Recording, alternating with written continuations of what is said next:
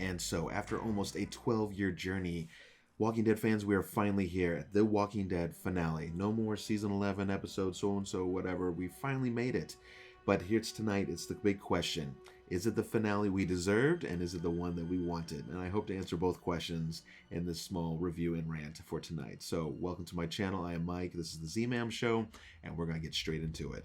And as always, we're going to be talking spoilers just straight out from the gate. So if you have not watched this episode yet, you're in another country, this or that, you guys are probably going to wait. I'm going to talk character deaths and everything else. So here we go. Now's your chance. Hit the button. And there we go.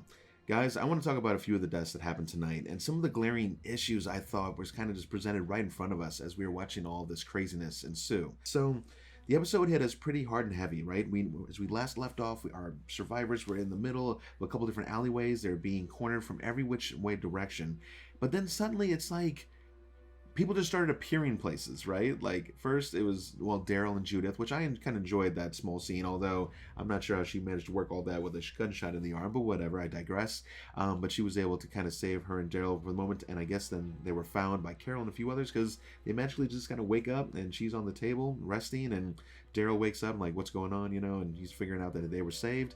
But you see what I mean? Like they were jumping from scene to scene very quickly, and it's just like, how did they get there? We don't know, but they're there. And this is the problem. This is the whole thing that we were talking about the last several episodes. This rush to the end. And as I've been hearing on the interwebs, this is all because of a lot of budgetary problems, as you want to say, with the show. I mean, AMC Plus probably not gaining near enough subscribers to probably pay for the future of The Walking Dead, at least not at this grand scale. So they had to finally finish it off. And it was time. It was definitely time, but it was rushed. And these people appearing in just random areas, you know, and finally trying to come together, that was, I think, sloppy writing in my opinion. But we continue on. So we get a chance to see Rosita heading in like a total badass, mind you. And she's never been a favorite character of mine, but I've always appreciated the strong female presence she brings, and she kicks ass. Like she always has from day one, and she's never faltered. I don't believe. I've always enjoyed that about her character. But she's going to save our baby Coco, and then there's another baby there too with Eugene and also Father Gabriel.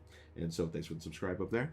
And anyways, so as they're getting to the baby, she runs in there, kills some of those zombies nice and quick, is what we'd expect out of her. Almost caught off guard, but she still works it out. But then the big problem is as they start to finally get out to the street, randomly we see them appear inside of an ambulance, and they're just cornered by walkers, just surrounded by them. And they're talking by walkie-talkie saying, we're going to try and get to the hospital, whatever. So they decide to just blow open the doors and just work it out, right? We'll figure it out. Guys, that was the worst idea ever. And furthermore, trying to see them climb up that small, 2-inch diameter pole that was on the side of that building, I was just making a comment that I don't know if you understand the amount of strength and force it takes for a grown man to climb a pole like that, especially with no guides or this or that, you know, just trying to make it up there. There's no way Eugene would have made it, because I know there's no way I could have made it up there, and I'm in better shape than even Eugene is.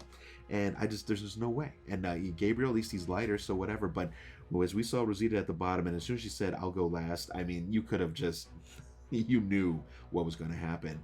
And at first, you know, she started climbing. I'm like, well, maybe they'll actually have her just get out of it. And she slips and falls straight down into just the horde, right? And I just kind of shut my eyes, and my heart just kind of sank. I was like, that's it, you know, she's done. But then suddenly she's not done. And again, what I'd expect out of badass Rosita, she gets up with her machete style, whatever, and she's just swinging around and flailing and killing as much as she can. Anyways, I don't need to repeat all the scenes, but the thing was, I was just like, there's no way. How did she get out of that? And furthermore, as she gets on top of the ambulance to jump, they're like, jump. And I'm like, jump? With the baby in front of you? As soon as you hit the wall, the baby's going to get smashed into... Anyways, you know, it's just... I thought it was poorly choreographed. Poorly choreographed. And for a finale, God, if they want a high score and they want us to really be like, man, they brought it, that was not the right location or setup. They should have done something like around a fire escape, maybe with actually rungs, like a ladder. It would have made more sense. You know, they could have still achieved a lot of what they wanted to do, and it would have made a lot more sense. I'm just throwing it out there. Let me know as I talk through some of this stuff. If you guys like, you're just being super critical, Mike, okay, cool, that's fine too. But I don't like glaring mistakes and just things right in front of my face when, you know, when you have this kind of budget and they're, you know, you've come this far in the show. Don't wimp out now. Give us the good stuff. We get further into it, the hospital scenes and so far with Judith and this and I guess Daryl trying to give her the O negative blood to keep her alive. I mean, that was some cool stuff. And they saved Mercer, and suddenly he was in a jail cell. And the next thing you know, he's suited up in armor. Again, I don't want to watch him get suited up, but it's just kind of like, man, wham, bam. We're just like knocking through these scenes. There was some great intensity and suspense in that first half of the show. Absolutely. I felt the tension. But let's face it, let's talk about these other two character deaths. Luke and I think, is it Jules? I think that was his girlfriend, whatever. Now, seeing her get ripped away from him, you know, because they had to kill somebody off, that's fine, whatever.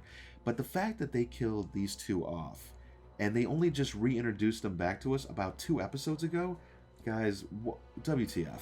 What? Why? Why? I mean, now don't get me wrong. I was saddened to see Jules kind of get ripped away, you know, and to see the hurt on Luke, and especially as he starts to get bitten too, and I'm like, oh man, this is just going from, you know, bad to worse in just seconds, escalating super quick.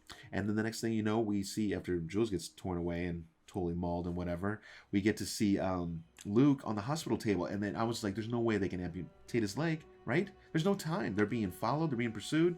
Well, they did. They did amputate it. No doctors around, and he bled to death on the table. Hey, that's about as crappy of a situation as you can get. I felt super bad for Luke, you know, not necessarily tears, but watching all the ladies, Yumiko and Magna and Kelly and Connie, all of them super upset and crying. I mean, it was some great acting. You could tell he was part of their original crew, and so to that point, I say good job, AMC. But for your choice of deaths, I really question it. And furthermore, I just feel like you're like, well, we're just going to keep all these characters in our back pocket. So when we're ready to finally have an idea or we have a good enough story, we'll just bring them back out. That's sloppy writing. That's sloppy writing, and you're not doing us any justice. Tonight's episode should have been, in my eyes, a lot more tragic. Okay, given the high stakes that they were up against. I mean, you gotta remember, this is supposed to be a city of 50,000 strong. Remember, all we ever see at a given time is maybe 100 people, maybe a couple hundred, if you get really crazy with the crowds and whatever, when they were doing the special event, you know, with the wrestling event and so forth. I love the suspense and the intensity, but I'm just kind of like, I'm trying to think around that grand scale with the true of the story. And, you know, as our group decides to finally infiltrate their way into the estate, they didn't really show how, but they get in there. And Maggie and Negan, and we're going to get to them in a second, decide they're about to take that shot on Pamela, but they decide not to because they see that she's being talked to by Mercer and the other team members. And I get that the show didn't want to end off on a, hey, you know, every tyrant, we should just kill them, and that should be the end of it. I mean, we didn't to Negan, and you saw what happened with him. I don't know if Pamela can be redeemed. I really don't care. I don't really want her to be. But the fact that they let her live, and then, you know, she saw Lance at the front gate, random, but she did, and she was going to just kind of plunge herself and let him just eat her, and because, let's face it, her showing all of that corruption she had and being overthrown as the governor of the Commonwealth and having to sit in a cell, that probably is worse than death for her. And so Negan's line, I think, was very accurate. But they did. They let her live, and we ended up seeing her in the cell. I don't know how I feel about that, but I get it. I get the message the show was trying to send loud and clear. Since I just mentioned it real quick, let's talk about Maggie and Negan. I thought their interactions tonight were stellar, okay? Every conversation, every word that was said, it was meaningful, and I felt like it was leading closer to closure. She almost caught me up for a minute because I was just like, after he apologized, wholeheartedly apologized for everything that he had done, and he finally realized his ways and what she must have felt when sitting there, I was like, okay, finally he said it. And she starts to walk away, and I'm like, ugh. After all this time, nothing. But she does. She kind of says, well, you coming? Basically like, let's get this done. You know, I don't want to work with you, but, you know, I'm hearing you. And then finally, at the very end of the show, we get to see them have a heart-to-heart. And anyways, I just want to say I thought that was a great conversation with the two of them, and I'm fully aligned with where Maggie was at. And I always know how much pain she went through, but I never really liked her when she was in the days of undermining Rick and so forth. She really pissed me off back then, and it kind of put a bad taste in my mouth for Maggie's character. But I know she's been through a lot. I get it, you know, and everybody's their own person. So she kind of redeemed herself a bit because I really felt those words that she said, like, I can never forgive you. Every time I see you, I see that baseball bat. I see Glenn. I hear him calling to me. As soon as she was saying it, I was picturing it. Poor Glenn, all battered up, just going, Maggie, you know.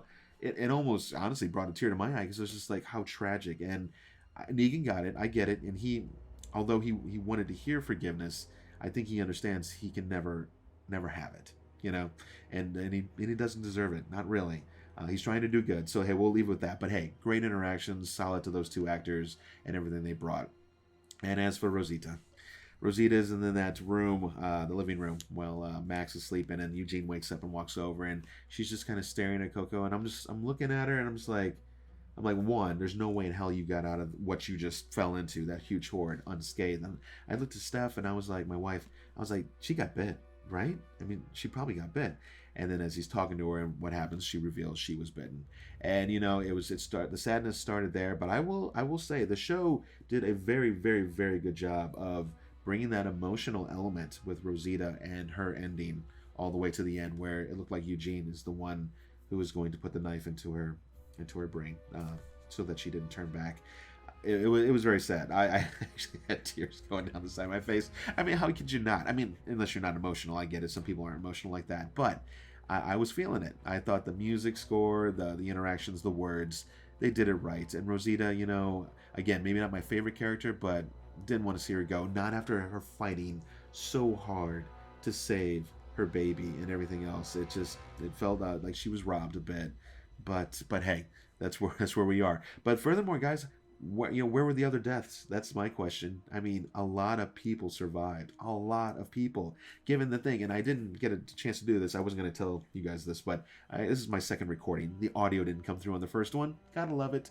So this is my second run through. But what I forgot to mention in my first run through was the super quick, how do we deal with this mass horde inside of our city? Oh, let's go get some groups out and get all this fuel together and set up some huge randomly rigged time bomb pretty much to a Victrola player or whatever it was, a record player. And I thought the song choice was a little hokey, like I could have just dealt with some just solid soundtrack score, just like some very ominous, like just we're getting at, getting to the action. I can't even remember the song that they played. It was either AC/DC or one of those rock groups or something of the sorts.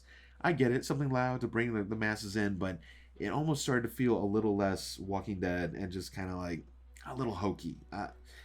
Again, not enough to ruin the scene fully or to ruin the show, but it just felt a little weird, is all I'm going to say.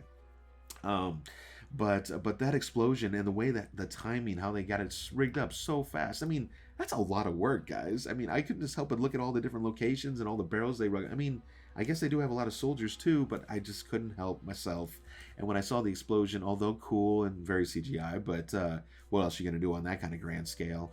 The idea that it cleared it out and it's like, oh, everything's good now. It's a little too clean. It's a little too clean for me, guys. Let me know in the comments how you felt about that, because ultimately that was the last major danger for our team. And the last, 15-ish minutes was pretty much just, hey, we're all going to finish out our days and everything's going to be great. And, saying our goodbyes, Daryl going off because he's doing his show, Negan and Annie, which I'm still a little confused about that. So Negan gave her back that compass that had Judith Grimes' initials on it, and he said in the letter, "I don't need this anymore," or something like that. Did they leave? I've been trying to figure that out, because the 1 year jump, they never showed them again. So did Negan and Annie leave off? Where would you go, and why would you? It's so super dangerous still out there. Even when Maggie said, I want to talk about our future, and because apparently there's some people living in the Commonwealth, and there's some people obviously just chilling at Alexandria. So they obviously stay in communication and so forth, but she's like, there's so much more out there to find. I'm like, yeah, like major dangers. I mean, you never know what kind of riffraff group you're going to run into. What, are you going to bring a whole army with you? Because you're going to need it, just in case. I'd be curious to see what Maggie truly meant about the future, and maybe that's where Dead City comes into play. We don't know zippity zap about that storyline. Hopefully there'll be more coming down the line. But yeah, the rush scene with the killing all the zombies and everything's just fine. It seems just too neat and like, hey, it all worked out. It all worked out, right? No, it shouldn't. Not in a show like this. But I felt the dynamic of the show changed. Obviously, when Rick died or was presumed dead, right? When Andy Lincoln left the show, the whole dynamic of the show just completely swapped, and it just shifted. And you had characters leaving, like Michonne leaving years later, not that long, but about a year I think later or so. Jesus leaving because he wasn't getting the show time he needed on screen. So when you lost all these characters, you know, the show and just who the focus was, who was the focus? Like, who's our true leader? Is it Daryl? You know, is it Maggie when they finally brought her back? Because it took a little bit, but they finally brought her back. It was kind of hard to understand, and it was just kind of like this whole large bunch of people, and like, hey, we're just kind of rooting for everybody. That makes it a little more difficult to enjoy, I think, the show at the same level that we used to prior to what, season 11? Oh, well, season 10, I guess, somewhere around there. And lastly, I almost forgot to talk about Rick and Michonne. So we got to finally see them back on screen. Was it what we were expecting? No, it's not. But then again, I was not expecting them to pop back in. I mean, what was going to happen, guys? What, last episode, Michonne and Rick ride in on horses or coming with vehicles with, you know, CRM or whatever, and it's like, hey, we're here to save you, everybody, don't worry. You know, it would have never worked out. There's no scenario that they could have possibly done to bring Rick and Michonne back in the last 2 episodes. Now, if they would have brought them back early, maybe. But there's nothing they could have done that would have made sense and made us been like, oh, that was stellar. That was worth it. So I knew that wasn't going to happen. But seeing their scenes of kind of maybe where they are out there, seeing Rick aged, obviously it's been some time since we've seen Andy Lincoln on the screen. But furthermore, he was being tracked down by the CRM. Let's just talk about that briefly. And so we saw him with one of their tridents, you know, with like the 3-prong, you know, for stabbing zombies and so forth. We saw he had even a jacket on and had the 3 triad circle, well, you know, the 3-circle emblem on the back of it. So it looks like he had tried to escape, and then you hear on the intercom that's being blasted to him says, Rick, it either said, she told you there was no escape. It was she or they. It was one of the two. And oh god, I can't remember Junkyard Lady. I can't. Oh god, what is her name? Anyways, you know what I'm talking about. I wonder, the one that saved him, who said that you know, I have a bee here or whatever, this and that. You know, come pick us up. It could be her, maybe. It's hard to say, but clearly Michonne has not found Rick yet. That could be part of their series, maybe. How did Michonne find Rick? That would be really nice and a fun way to kind of lead into their journey and so forth. Are they going to be trying to get back to their kids? Are they just kind of out there just doing whatever? These are big questions. Again, with Dead City, Maggie and Negan. Why are they going away? What's going to happen to Herschel? Is he just chilling back at the Alexandria or whatever? A lot of questions. I'm sure they'll answer them. Let's just pray and hope they put a decent story together for us, because let's face it, without a good story, it's just going to be more just zombies and just crazy action out there. I pray and hope, I truly do, they don't go down the route that Fear the Walking Dead has, because that show is just a hot mess. But you know, overall, guys, if I had to give this episode a score, I was thinking about it a lot and when I did my first run through, but I'm still going to stick to it. I'm at around a 7 to a 7.5. It was good. It was not great. I expected something a lot different. Just personally, I don't feel like apocalyptic shows like this should end off just everything's all hunky-dory and we're good to go. It just doesn't feel right. It never does.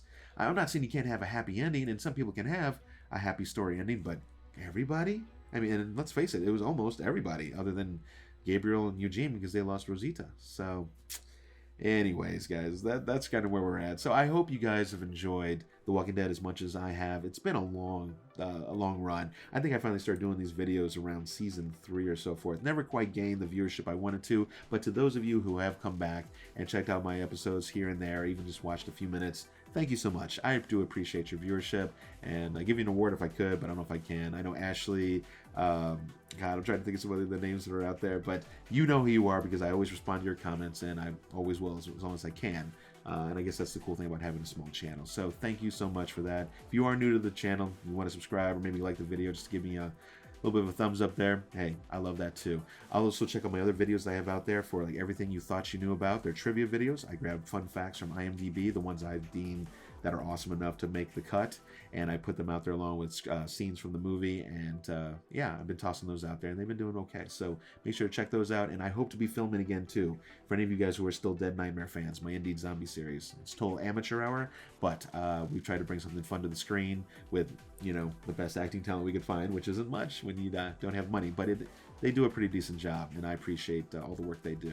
So I will be filming again. I'm just looking to get some new equipment. Once I get sorted, we'll get back to it. So thanks again for the long run and all the fun memories and the conversations that we've had on the comments here on YouTube. I hope to see you guys out in the future. I hope to do some future shows, the spin-offs. We'll see.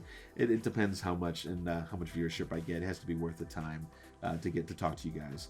With that, all that said, and that is a lot, I know I've gone over time here totally, but thanks you once again. Thank you, AMC, TWD, for all the fun memories. And everybody, I will catch you at the next review. See you guys.